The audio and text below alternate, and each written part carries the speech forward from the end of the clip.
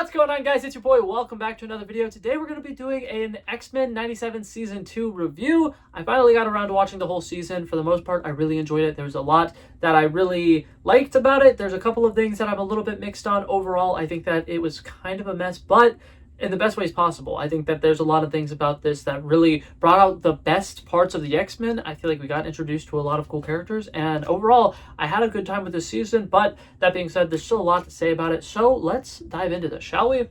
Marvel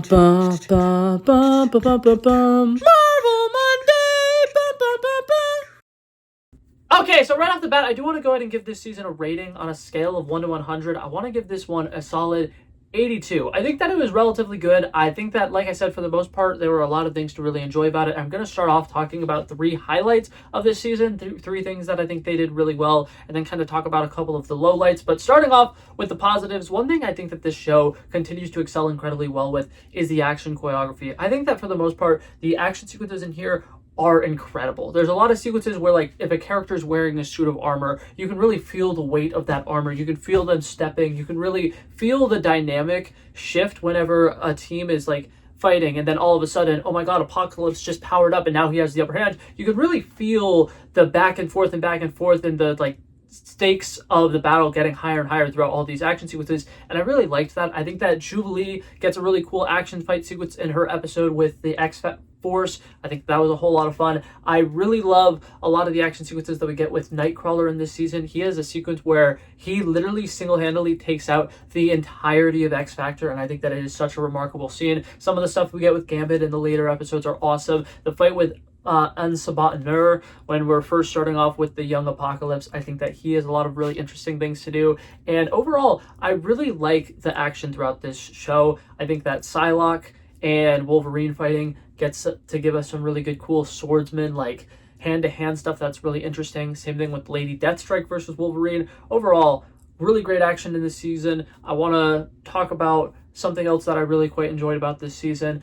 I think episode 5, while we're talking about Wolverine, is one of the best. I don't know if it's called if I would consider this a bottle episode. I think I would consider this a bottle episode, but it's such a great standalone episode, and it kind of reminds me of one of my favorite things about TV shows, and I think cartoons in general, which is every once in a while there should be an episode of television that is just its own contained story, and I really liked it. This is just 35 minutes of Wolverine reminiscing on the Weapon X days. There's an interesting team of characters. Sabretooth is in it, and Sabretooth has a really fun dynamic with everybody. They do a really good way of tying this into kind of feeling like an old 90s horror movie. Like, it feels so reminiscent of the original Alien and Aliens movies, and I really like that. I think that was fantastic. Making it more of a horror tone was really interesting, and something that I really liked about this episode is, obviously, it's framed like it's going to be a Wolverine episode. Obviously, Wolverine is one of the most important parts about the episode, but I feel like in a lot of ways this episode was an episode for Morph, and it does a really good job of kind of explaining how the X-Men make people feel. I think that one of the most important things about the X-Men, whether it be the comics or in the movies, is the X-Men supposed to be a safe haven for outcasts and misfits, and a lot of people who get, kicked out of their family and disowned by their families because they're mutants.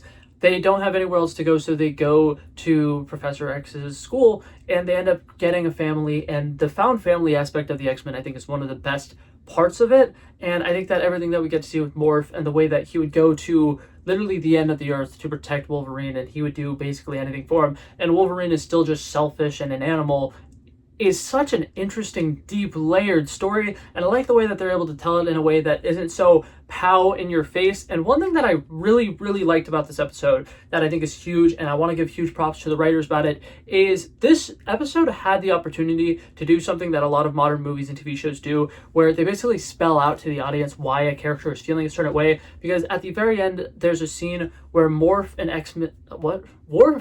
and Wolverine are sitting right next to each other, and Morph is just absolutely pissed at Wolverine, and Wolverine absolutely knows what the fuck he did wrong, and they absolutely know what the underlying feelings and message of this specific scene is. And Wolverine says something along the lines of, like, oh my god, what's wrong? What exactly is the problem? What did you expect me to do, or what did you expect me to say? And then Morph's answer, instead of being like a, yes, I am mad at you because this thing, or yes, I am upset with you because of this thing, he just says, if you have to ask, then you know what the problem is. And I think that that is huge. For modern writing, that is such a massive thing because nowadays, so many movies and TV shows will have to spell everything out to you. They're constantly food spinning everything to the audience. But in this one, they're like, nope, we're going to let the audience absorb the feelings that Morph has. And it gives you such an interesting, deep connection to the characters. And I really, really loved that. I think one of my favorite things leaving X-Men 97 season 1 was how much I felt all of the death sequences, how much I felt all of the pure emotions that everybody was feeling. I feel like the sequences with Professor X and Magneto connecting at the end of season 1 were really good. I feel like the Remember It scene with Gambit's death was absolutely gut-wrenching, and they just did a phenomenal job of really making you feel the emotions of each of these characters, and I think that episode 5 did an outstanding job of doing that as well. So overall, I really liked that. I think the death of Magneto scene kind of ties into that as well. Really great emotional scene. And then one of the other last highlights that I have is just Nightwing,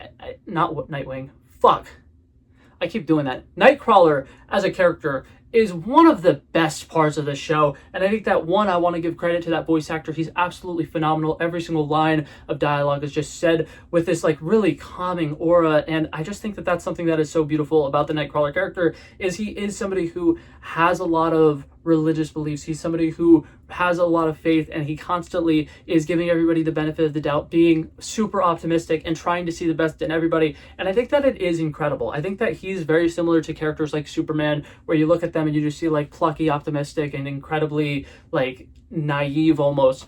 And I love it. I just think that he's absolutely phenomenal. The stuff with the Savage Land where he takes Reed, who's just a giant, hateful piece of shit, and he wants to give him a fair trial. He wants to give him the benefit of the doubt. He wants to give him a chance.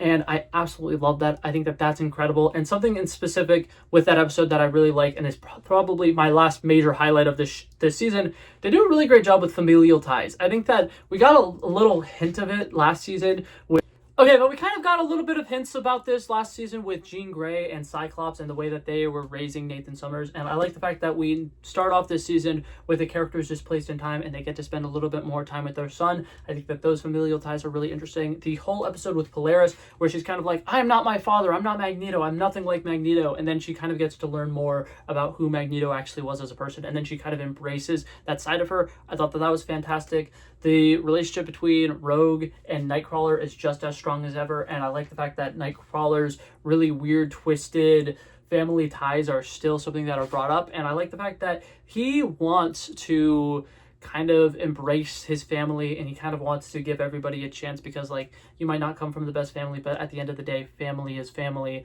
and I really love that. I think that that was something that was really interesting, and having that as an underlying theme all throughout this season was absolutely fantastic. I really, really enjoyed that, and I also liked it because we get to see in the post-credit scene of this season that Mystique is going to be back, and the fact that Mystique is back and her son just got killed, I'm wondering if that's going to be brought up at all.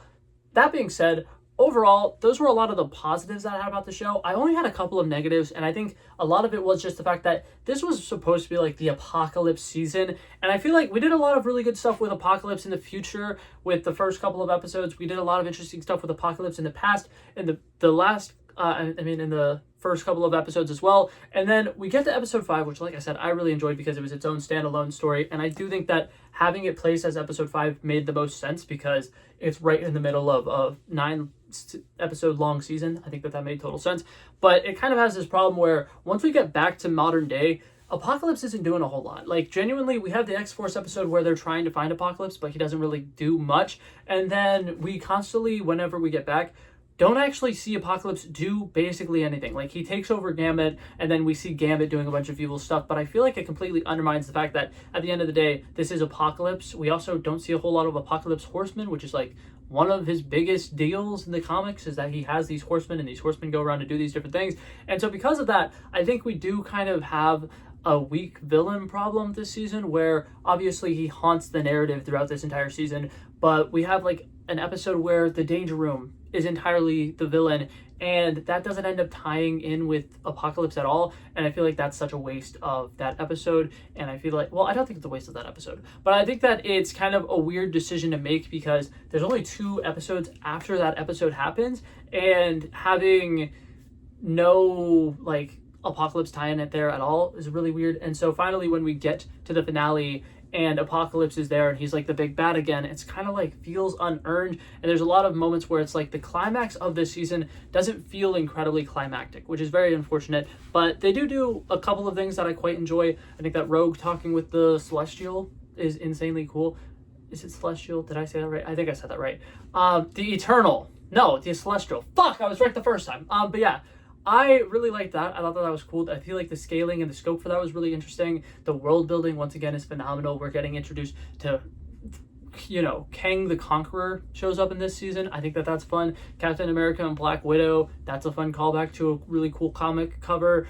I, overall, quite enjoyed this season. I think that they did a lot of really things well. I just think that they kind of had it full steam ahead as they typically do, because I think season 1 also goes through a lot of storylines really, really fast. And I think that with them doing that and doing that and doing that, never taking their foot off the gas, the weird way that they kind of drifted into the finale just kind of felt unsettling, and it doesn't feel as satisfying as it could have. But that being said, I'm still really looking forward to the next couple of seasons. I think that they did an interesting job of kind of resetting the status quo, where all of the main players are back on the table and they're all here to stay. I do think one character was very underutilized this season, and I'm hoping that she has more to do next season. Where the hell was Storm?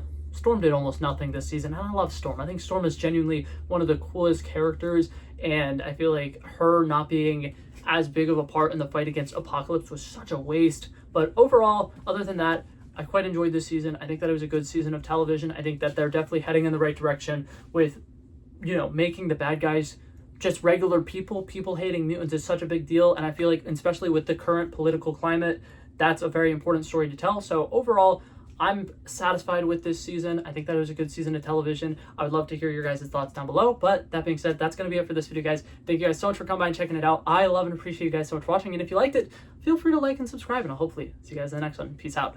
Bow. Bow. Bow.